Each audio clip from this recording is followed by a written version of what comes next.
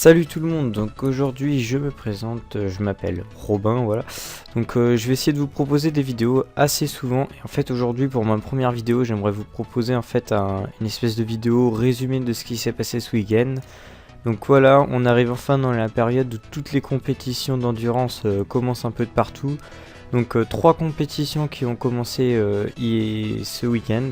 Donc déjà la plus grosse c'était la World Endurance Championship, donc avec les 6 heures de Silverstone. On avait déjà eu le prologue mais c'était pas vraiment une ouverture officielle, enfin pour moi c'est la première compétition qui compte en tout cas. Donc voilà, avec les 6 heures de Silverstone, on va en parler juste après.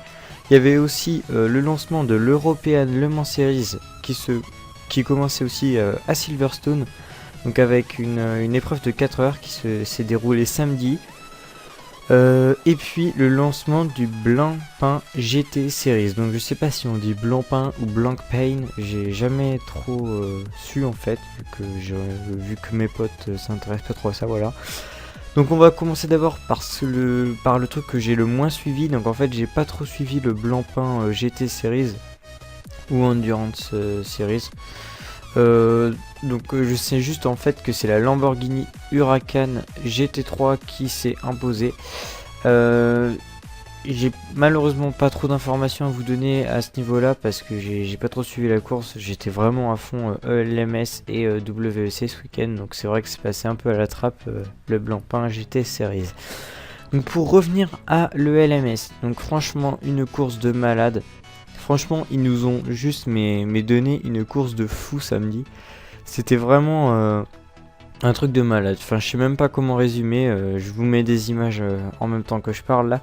Donc déjà, un battle qui a duré assez longtemps pour la seconde place entre Yota Sport et Grieve Motorsport.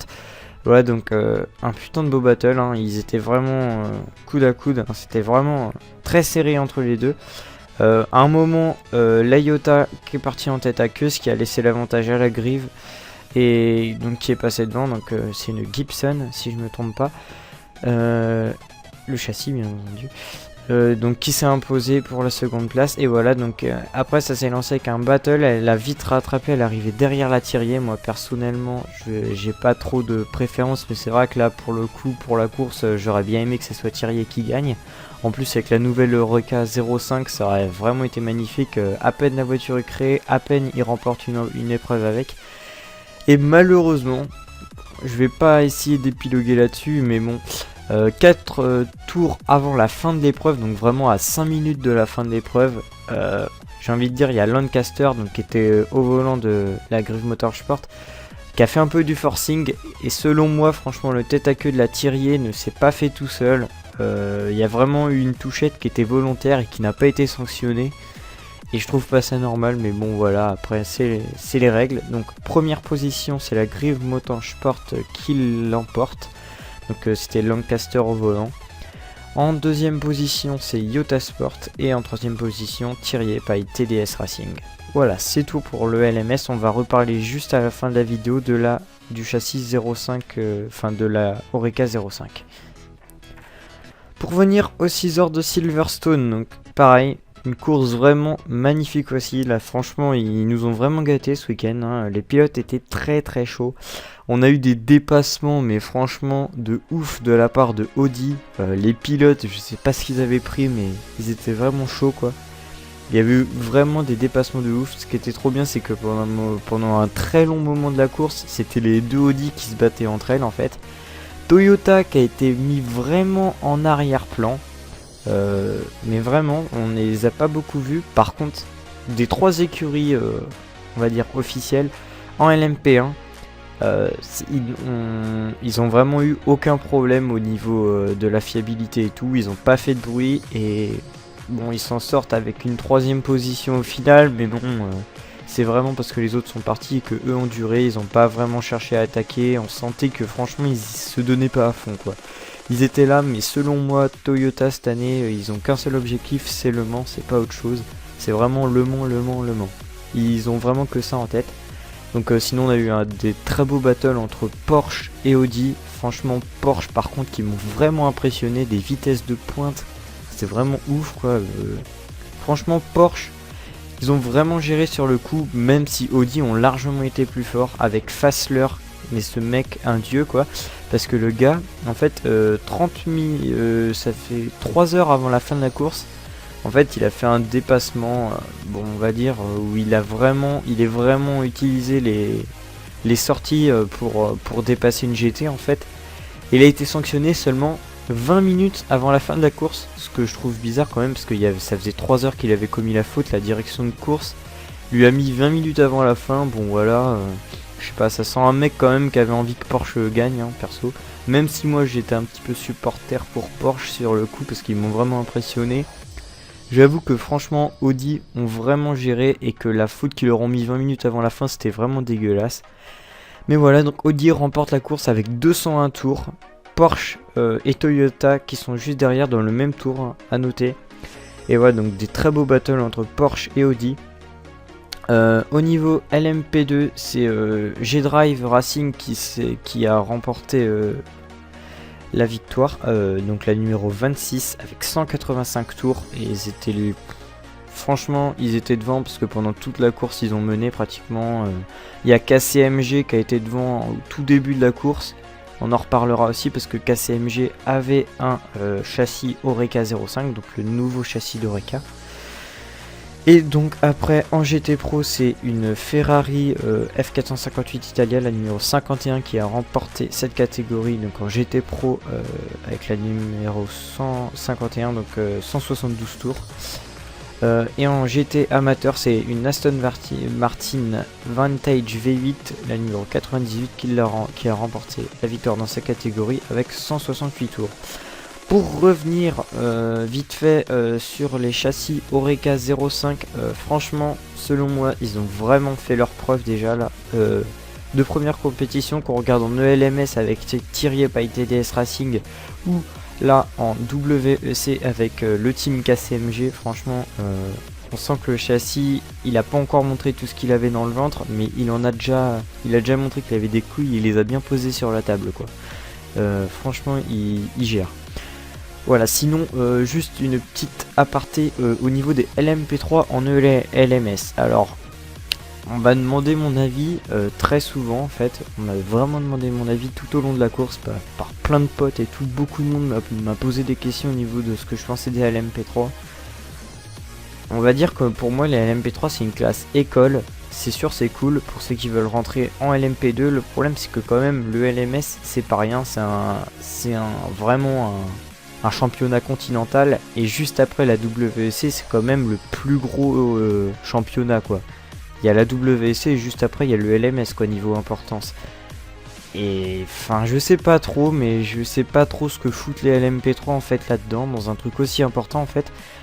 Parce que déjà elles sont invisibles, franchement elles sont invisibles. Dans la course, elles auraient pas été là, ça aurait été pareil quoi. Elles sont pas compétitives du tout. Il y a vraiment aucune compétition j'ai l'impression entre les LMP3. Par contre elles sont jolies. Franchement ça va. Les châssis ils sont pas mal, hein. J'en attendais pas moins de leur part, hein, mais franchement pour des Ginetta elles sont vraiment pas mal. Mais par contre il y a vraiment un problème sous le capot, il y a que dalle quoi. Soit les pilotes ils ont un problème, ils ont confondu la pédale gauche avec la pédale droite, mais il y a un gros problème parce que elles avancent pas quoi, elles ont vraiment aucune puissance et ça devient limite dangereux dans certains dépassements parce qu'en fait les GT sont un peu perdus, elles se retrouvent avec des nouveaux protos qui se retrouvent comme ça dans la course, elles savaient pas trop à l'avance ce qu'il fallait, à quoi s'attendre au niveau puissance. Et voilà, en fait on se rend compte que même les GT sont plus rapides que les LMP3 quoi. Enfin, il y a un réel problème, on se demande ce que foutent ces voitures-là en fait, parce que ok, c'est des LMP3, mais enfin, ça reste des protos quoi. Et niveau puissance, c'est vraiment minable quoi. Voilà, je vais pas trop critiquer, voilà, donnez votre avis dans les commentaires, ce que vous en pensez. Moi perso, je trouve que voilà, c'est un peu space comme concept et c'est tout. J'ai pas parlé du blanc Lamborghini Super Trofeo, tout simplement parce que j'ai absolument pas suivi la course. Je sais que c'était dimanche je crois, juste avant les 6 heures de Spa, et moi dans ma tête c'était Spa, qu'est-ce que je dis, Silverstone pardon, c'était Silverstone, donc franchement je l'ai vraiment mis à la trappe, un peu pareil que le Blancpain GT Series. Donc voilà, donc ces deux compétitions, je vous en parle pas trop. De toute façon, moi je suis plutôt là pour vous parler de ce qui se passe en ELMS et en WEC. Donc si cette vidéo vous a plu, n'hésitez pas à lâcher un like dans les et un commentaire, pardon. Sinon, je vais sûrement partager cette vidéo sur le groupe fan de la WEC. Donc si vous regardez cette vidéo et que vous n'êtes pas déjà vous n'êtes pas membre de ce groupe, n'hésitez pas à venir nous rejoindre. En fait, on est beaucoup de membres, c'est super cool, il y a plein de discussions et tout, on échange pas mal de trucs. Je ne montre pas ma tête non plus parce que j'ai pas envie, je fais des petites apartés comme ça. Et juste à noter aussi que j'ai une chaîne poubelle, enfin que j'appelle poubelle, qui s'appelle Fan de la WEC. Je mettrai le lien dans la description. En fait, je balance tout ce qu'il y a en rapport avec la WEC, le LMS et tout. Je balance tout ce qu'il y a dedans. Je crée pas tout ce qu'il y a, hein. La plupart du temps c'est genre je trouve un truc qui m'intéresse sur une chaîne d'automobile qui parle de la WEC, hop là je télécharge la vidéo, je la reposte là-dessus. Vous, ça vous permet, si vous vous abonnez à cette chaîne là, je réunis tout dessus en fait. Donc vous n'avez pas besoin d'aller chercher des vidéos à droite, à gauche, sur plein de chaînes différentes, je rebalance tout dessus. C'est pas du tout pour faire du fric ou quoi que ce soit en volant les vidéos des autres. Franchement j'en ai rien à foutre, ça fait même pas beaucoup de vues de toute façon et je monétise rien du tout. Donc voilà, si vous voulez aller voir tout ce qui est en rapport avec le WEC, je balance des tonnes de vidéos par jour, je télécharge des trucs à droite, à gauche, hop là je rebalance tout sur la chaîne.